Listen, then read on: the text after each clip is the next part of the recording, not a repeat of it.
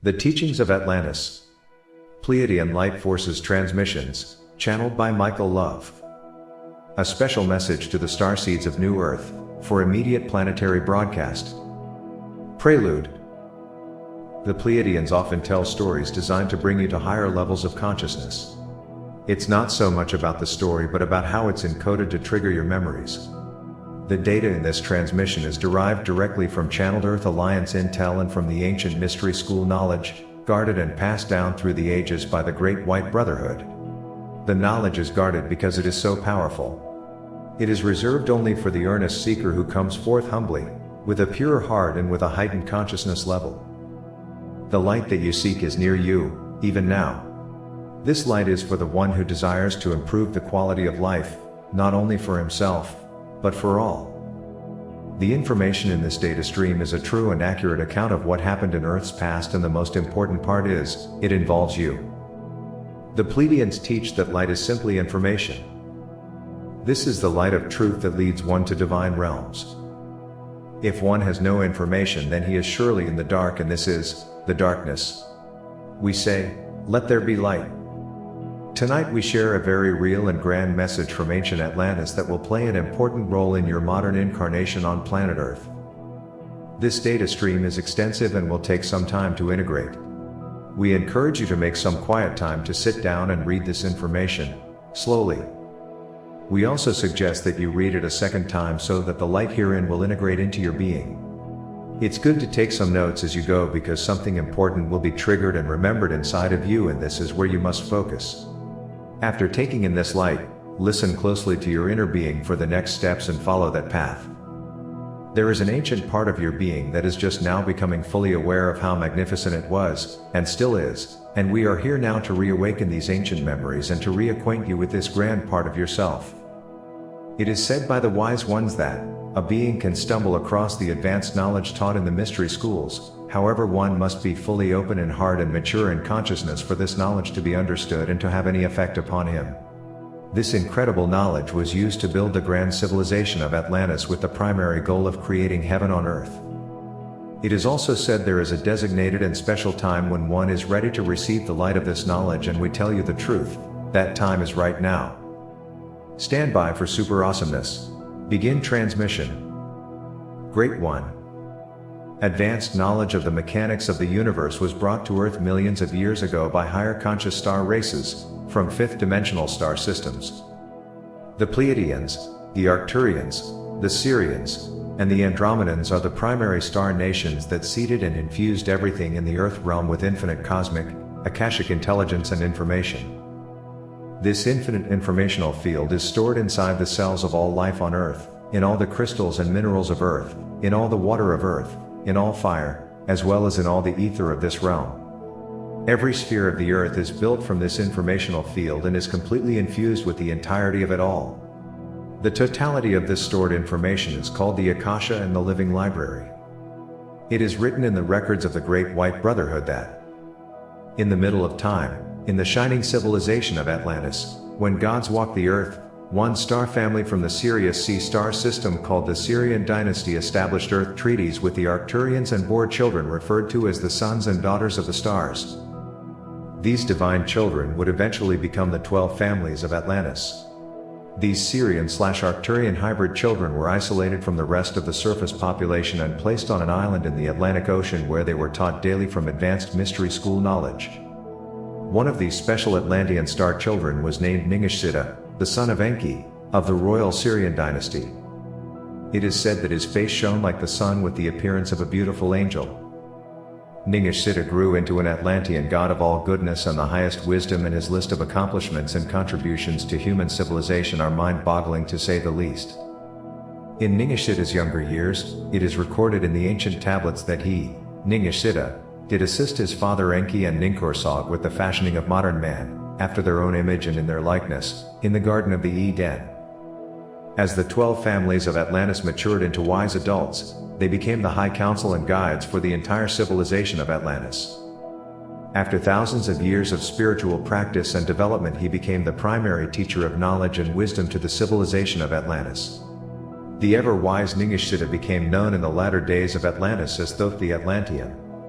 This being was very human-looking, and as with all the pantheon of ancient gods, a spirit animal was used to symbolize his divine ability. The ibis was used to depict him because the ibis will clean up the banks of a river after a flood. As you will see, this is exactly what Ningishzida did when he came to the land of Kem, Egypt. It is recorded that Ningishzida did achieve the highest levels of consciousness of any being that has ever walked on earth. Ningishzida was not only one of the greatest spiritual teachers that ever existed, he was the master architect that built all megalithic temples of earth, the master alchemist who literally transformed lead into gold, and he was a master magician who conquered the laws of nature and became immortal. It's important to say here that no matter how divine and wise Ningishzida became in Atlantis, the rules of his Siran dynasty family over the entirety of the earth, during the days of Atlantis, placed Thoth first under the command of his father Enki and ultimately under his grandfather's command, the primary Syrian sky god, Anu, whose authoritarian word was final, on any matter. Around 12,500 years ago, when the great civilization of Atlantis was at its peak, a cosmic cycle was closing as the Sirius C, planet Nibiru was moving through Earth's solar system on its 3,600-year orbit. The chief scientists of the Syrian dynasty in that Shar proclaimed a dire space weather forecast for planet Earth as the massive planet Nibiru was coming in very close for a near-Earth flyby. After much discussion by the councils, it was indeed decreed by the father god Anu in that Shar to keep the news of the coming Earth calamity from their creation, the Earth humans, and to allow them to all be wiped out by the waters of the Great Flood. This world-changing decision was etched into the tablets of destinies and the minds of the gods for all eternity, so they should remember what happened in those days. After the destiny of humanity had been decreed, both Ningishzida and his father Enki went out of their way to try to help and save humanity from what was coming. At least Enki and Ningishzida managed to secretly save a few of their beloved human creations, Noah and his family, as well as samples of all DNA on Earth, for the purpose of repopulating and replenishing the Earth after the Great Flood. Ningishzida was an influential member of the Atlantean, Old Kingdom, Atla-Ra priesthood who also took great care to preserve the master temple crystals of Atlantis. These massive crystals were moved to safety, in time, and are still buried in Earth's crust today, generating the most powerful energy vortexes on the planet. When time was to be fulfilled, the Great Winged Red Destroyer, Nibiru, came close to Earth, and its magnetic net force was so strong that it completely overtook the Earth. North became south and south became north, and Atlantean legend says the Earth literally stopped spinning for one day. This world shook with magnificent force, and the great ice sheets in the south and the north poles, as large as mountains, broke loose from the shaking and violence of the ground. In those ancient days, there was much advanced technology, far beyond what humans know today, and by spectacular airships powered by water did the gods travel in the skies of Earth, and even to other star systems. Just before the calamity struck Earth, the royal family of the Syrian dynasty gave the command to lift only their people plus the 12 divine families of Atlantis into the skies above the Earth, in great spacecrafts, to wait out the deluge in safety. As the gods watched from above, the massive ice plates from the north and the south rushed down into the seas, and the mighty oceans rose 6 miles into the skies. Water covered the whole Earth by 6 miles deep, in those days. The Ice Age was ended abruptly by the Great Deluge, and alas, the grand city of Atlantis had fallen. The tablets of destinies and the fate of humanity had been fulfilled. During the first Shar after the Great Deluge, the waters had receded and dry land appeared again. The Syrian dynasty landed back on the surface of Earth and began to rebuild their global gold mining empire. After consideration of how the Syrian dynasty allowed most of humanity to perish in the deluge, Thoth and Enki lamented, and then firmly set themselves against some of their own royal family members, for allowing this terrible thing to happen. You see, here is where the story changes. Thoth himself made his own secret plan for the future enlightenment of the humans he and his father created. Thoth/Ningishzida vowed in his heart at that moment to provide humanity with a way to achieve and realize their own divine potential. Thoth knew that humans were created with the divine spark of life and spirit, however they would have to reach for its attainment out of the fallen world they were now in. He vowed to make his Atlantean knowledge available to all of humanity so that important information would never be withheld from the beings of this world again. He made a plan that ensured, even the future children of Atlantis, the starseeds who are now living on Earth in present time, could read his words and be trained again into the ancient Atlantean priesthood to become a fully enlightened god of their own. He also knew that since these divine star children were cut off from their ascension work at the time of the Great Deluge, they would strive to complete their mission in a future incarnation on Earth. This spiritual master from Atlantis saw you in this present incarnation, and he knows you well because you are his direct blood and family.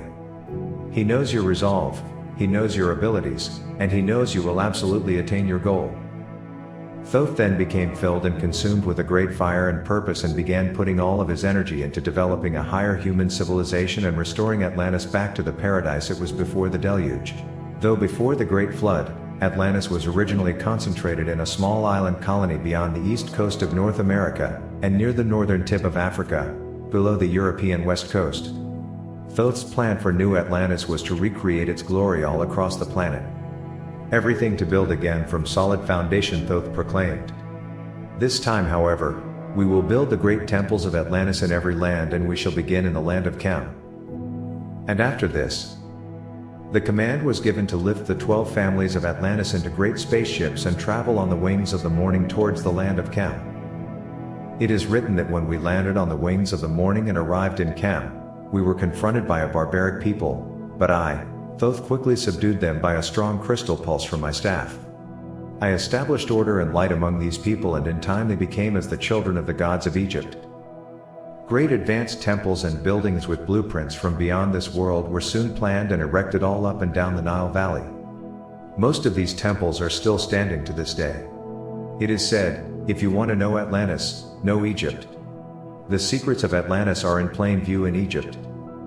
For a time, to keep his plans secret and to keep peace with his Syrian royal family, Thoth played the game to rebuild their gold mining operations and quickly rebuilt their megalithic spaceports all around the Sinai Peninsula. Over several shars on Earth in those days, Thoth and his Syrian family built megalithic spaceports all over the world, including Nippur, Baalbek, Göbekli Tepe, Temple Mount Israel, Uruk, Puma Punku, Tiwanaku, Dwarka, and Teotihuacan. Here is the account of building the primary Earth spaceport, the Great Pyramid of Giza. This account is written and established in Thoth's own words, as well as in the records of the Great White Brotherhood and the mystery schools, that Thoth/Ningishzida, the Atlantean, is the designer and builder of the Great Pyramids of Egypt, and that its purpose was to serve as a landing corridor and beacon for inbound gold transport craft from Nibiru. In the first emerald tablet, Thoth says, "Built I, Thoth, the Great Pyramid, patterned after the Pyramid of Earth Force, burning eternally so that it, too, might remain through the ages. In it, my knowledge of magic science, so that it might be here when again I return from Amenti. I, while I sleep in the halls of Amenti, my soul roaming free will incarnate, dwell among men, in this form or another." Furthermore, it is recorded in stone in Syrian dynasty records that after the deluge had destroyed the original Anunnaki landing corridors, a new landing corridor for the cargo ships coming from outer space was needed to transport the mined and processed gold back to Nibiru. Here is the account of designing and constructing this massive spaceport in the land of Chem from first-hand knowledge.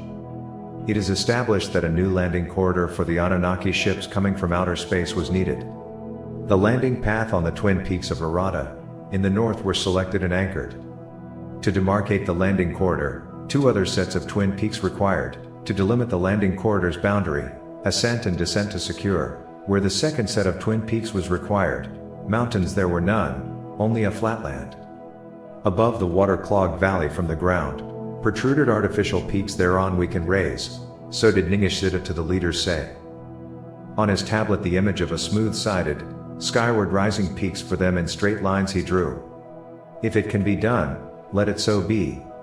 Let these peaks also be as beacons for the ships serve.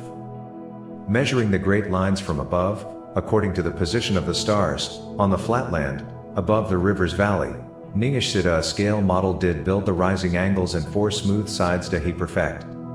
Next to it a larger peak he placed, its sides to earth's four corners he did set. By the Anunnaki, with their tools of power, were its stones cut and erected. Beside it, in a precise location, the peak that was its twin, he, Ningishzida, did place. When this artful peak to the heavens rose, to place upon it the capstone, the leaders of the Syrian dynasty were invited. Of Electrum, an admixture by Gibel, another son of Enki, in charge with metallurgy and maker of magical artifacts, fashioned, was the apex Banban stone made. The sunlight to the horizon it reflected, by night like a pillar of fire it was, the power and light of all the colored glass crystals to the heavens, in a beam, it did focus. When the pyramids were first built by Thoth in the early days of Chem, he placed massive beautiful Syrian crystals of great power that were rescued from the original Atlantis temples and placed them both outside and inside the new pyramids of Giza. The crystals were described in different writings of the time to be composed of quartz infused with gold, silver and platinum, diamond and beryl. Several massive ancient transparent Andara crystals of fire fused with monatomic elements were also preserved from Atlantis and brought forth after the flood, and placed inside the Great Pyramids. Here is a first-hand account of the powerful crystals Thoth placed inside his twin pyramids from a later report of Ninurta and his chief mineral master as recorded in the Surian tablets. And I entered unto the radiant place and the house which is like a mountain to inspect the array of crystals and instruments inside Thoth's great pyramid. I followed the horizontal passage opposite the grand gallery where I reached a large chamber with a corbelled roof whose axis lay exactly on the east-west center line of the great pyramid. Its emission, an outpouring of vibration which is like a lion whom no one dares attack.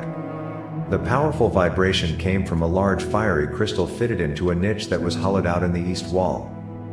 It was the Destiny Stone, emitting a brilliant red radiance which I saw in the darkness. This crystal was the pulsating heart and power source of the Great Pyramid.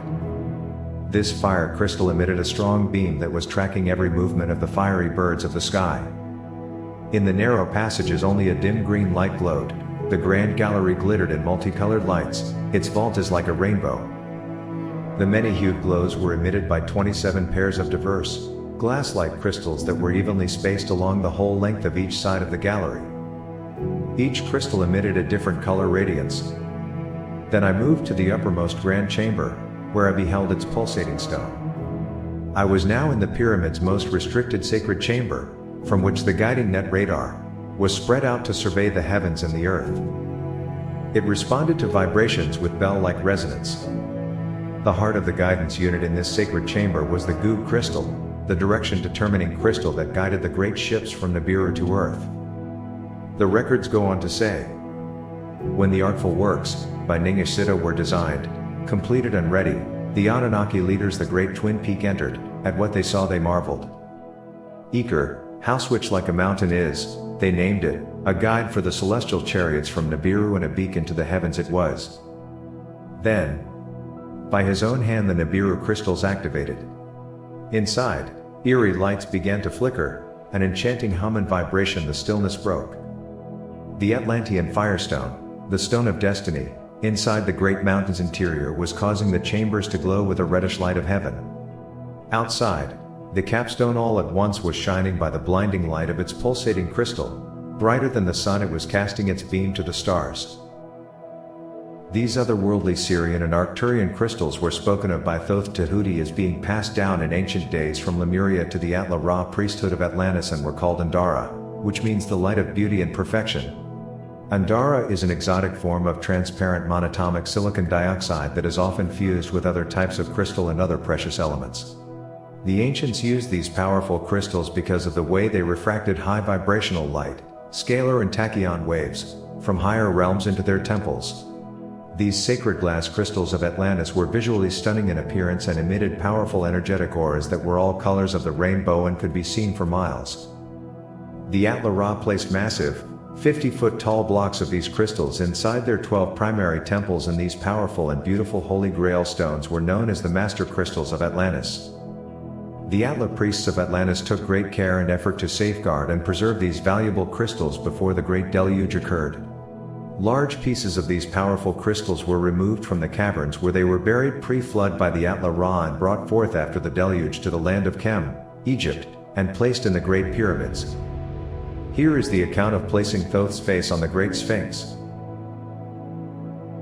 And Thoth's father Enki said, when in the future days it will be asked, when and by whom was this great marvel, the twin pyramids of Giza, fashioned and for what purpose?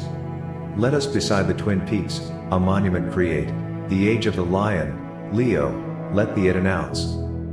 The image of Ningishzida Thoth, the peak's designer, let its face be. Let Thoth's face precisely toward the place of the celestial chariots gaze, for to guide them inward bound from the heavens is its sole purpose. when, by whom, and the purpose let this monument to future generations reveal the secrets of Atlantis and Egypt. And after the great peaks and the eternal lion were erected in the Nile Valley, I Thoth rested, then was on my way to begin speaking clearly to the children of men about the knowledge and wisdom I had gained in Atlantis. Here is the account of the creation of the divine emerald tablets.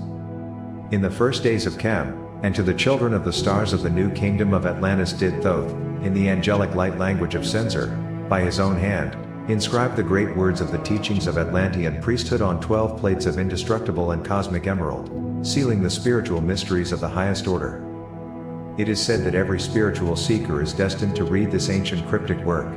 Each one must seek out and read the full text of these writings himself, and if he is fully open in heart and mature in consciousness, the light of this divine knowledge will be understood and it shall have a positive supernatural effect in his life.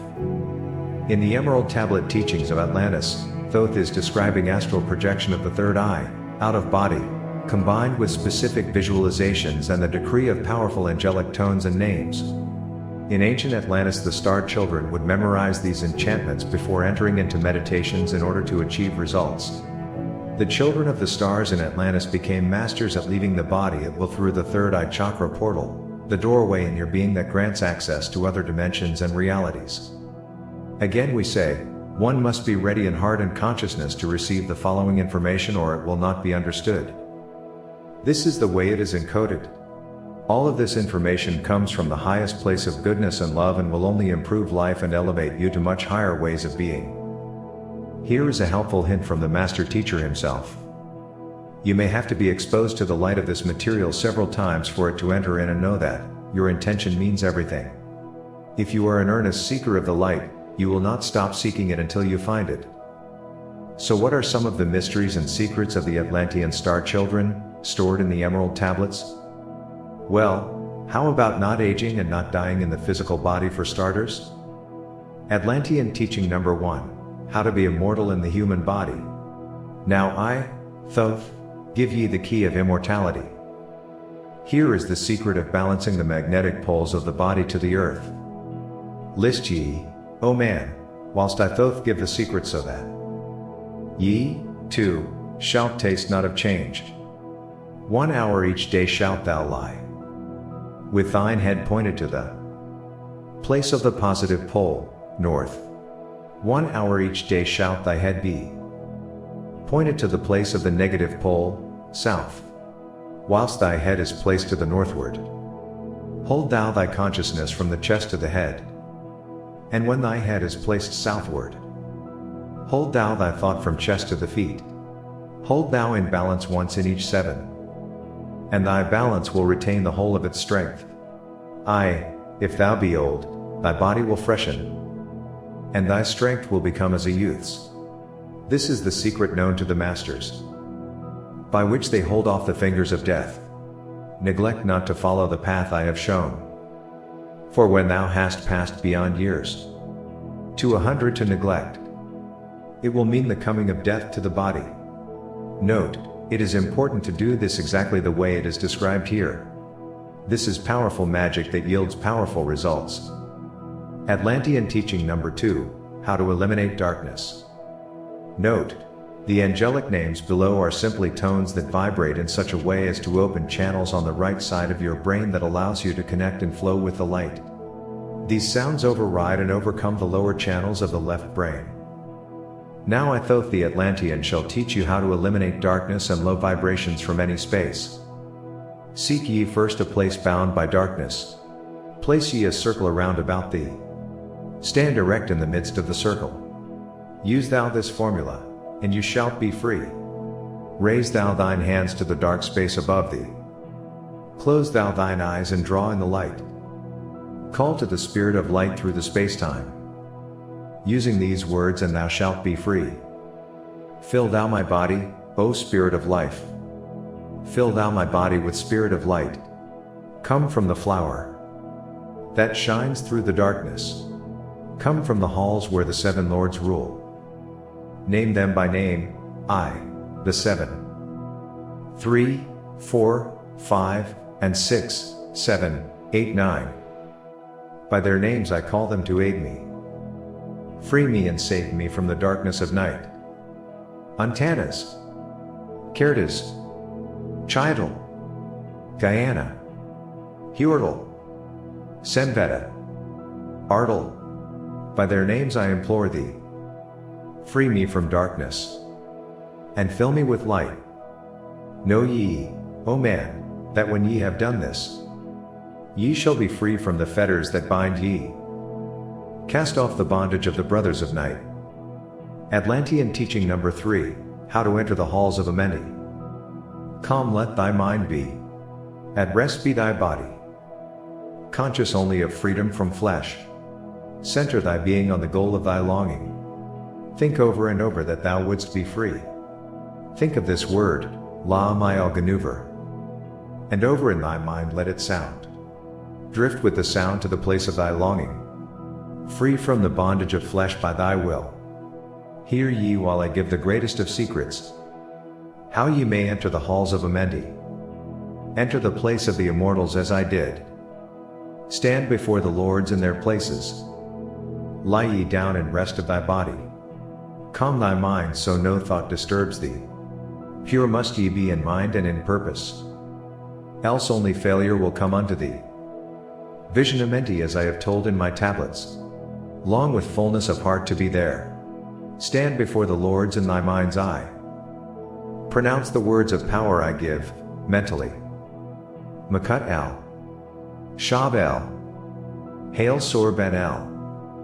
Zabrut. Zinnephrim. Kor el.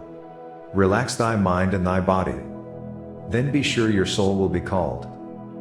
Atlantean teaching number 4, how to enter the Shambhala realm. Now give I Thoth the key to Shambhala, the place where my brothers live in the earth. Darkness but filled with light, the light of its sun. Darkness of earth, but light of the spirit. Guides for ye when my day is done. Leave thou thy body as I have taught thee. Pass to the barriers of the deep, hidden place. Stand before the gates and their guardians. Command thy entrance by these words. I am the light. In me is no darkness. Free am I of the bondage of night. Open thou the way of the 12 and the 1, so I may pass to the realm of wisdom. When they refuse thee, as surely they will, command them to open by these words of power. I am the light. For me are no barriers. Open, I command, by the secret of secrets Edom El, Ahim Sabard, Zur Adam. Then if thy words have been truth of the highest, open for thee the barriers will fall. Atlantean teaching number 5, travel beyond the earthly domain, for 6 hours, in your astral travel, when ye have released the self from the body, rise to the outermost bounds of your earth plane. To accomplish this, speak ye the word, Tori Lil La. Then for a time your light will be lifted, free may ye pass the barriers of space. For a time of half of the sun, 6 hours, free may ye pass the barriers of earth plane, see and know those who are beyond thee. Yea, to the highest worlds may ye pass. See your own possible heights of unfoldment, know all earthly futures of soul. Bound are ye in your body, but by the power ye may be free. This is the secret whereby bondage shall be replaced by freedom for thee. Calm let thy mind be. At rest be thy body, conscious only of freedom from flesh. Center thy being on the goal of thy longing. Think over and over that thou wouldst be free. Think of this word La Ganuver and over in thy mind let it sound. Drift with the sound to the place of thy longing. When astral traveling, one must first become a master in this art, following the smooth curved tunnels of light and spheres leading ever upward, and always begin this sacred journey with a pure in heart and pure spirit. There is so many more teachings written into these ancient Atlantean tablets that will be revealed to the true seeker who takes this light in. Thoth said he created an entrance to the very real inner earth, Amenti, underneath the Great Pyramid. He also stored the Akashic records underneath his lion monument in Kem, where they still exist today. In another account, he says when he flew his grand airship to the land of Kem, Egypt, to begin rebuilding Atlantis, he buried his magnificent starship also under the Great Sphinx and encourages you to go there and dig it up. Thoth the Atlantean master of masters also scribed the Hermetic doctrine through his incarnation as Hermes, which contains the 7 great universal laws. Why is this a big deal? because his goal in gaining this knowledge was to be able to control all the forces of nature that exist in the universe. To read the laws is one thing, to meditate deeply on them is a different matter, because one will come to the understanding of each principle and how it is working in one's life. Thoth explained that when this understanding is obtained, and one begins to work with the law in practice, one has then conquered that universal force. Thoth said all real magic is simply the understanding of and the using of the 7 great Hermetic principles towards a creative goal. Thoth's 7 universal laws, Hermetic principles. 1. The principle of mentalism: the all is mind, the universe is mental. 2. The principle of correspondence: as above, so below, as below, so above. This principle embodies the truth that there is always a correspondence between the laws and phenomena of the various planes of being and life. 3. The principle of vibration: nothing rests, everything moves, everything vibrates. 4. The principle of polarity: everything is dual, everything has poles, everything has its pair of opposites. Like and unlike are the same, opposites are identical in nature, but different in degree. Extremes meet, all truths are but half-truths, all paradoxes may be reconciled. 5. The principle of rhythm: everything flows in cycles, out and in, everything has its tides, all things rise and fall. The pendulum swing manifests in everything. The measure of the swing to the right is the measure of the swing to the left. Rhythm compensates. 6.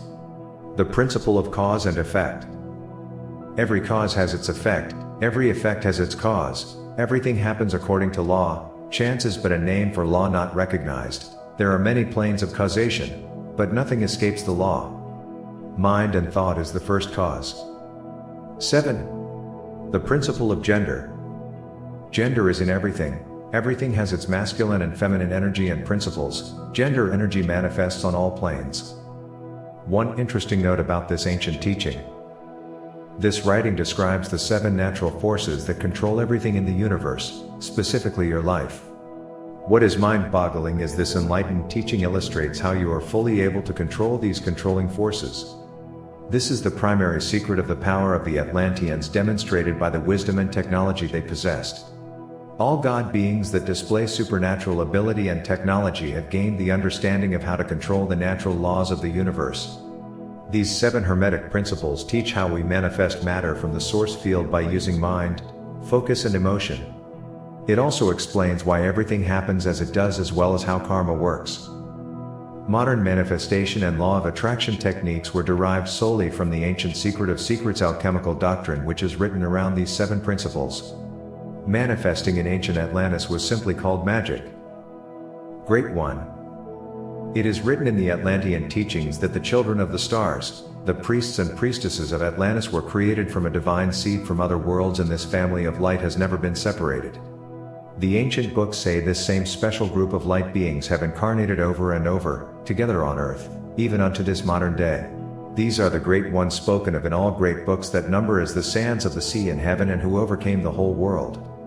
You are one of these divine Atlantean priests and priestesses, along with your 4.5 billion brothers and sister starseeds that dwell on earth today. We are all here now, incarnated on earth in a different age, finishing what we began in ancient times. Just by being here, we are raising consciousness levels all across the world to finish rebuilding our great kingdom of heaven on earth. Thoth said the main way to attain this kingdom of heaven was to be very curious and gain as much knowledge as you can. Over the next 30 days, go and read the sacred books. They are readily available if you seek them. When you seek, keep seeking deeper. There is more, much more. Ask the hard questions and the true answer will be given. Do not be distracted by what any other says that is critical about what you are seeking. There is a very real truth deeper than what they can know. Ponder on the mind-boggling ancient megalithic structures, still standing on Earth today, that were built by these star children.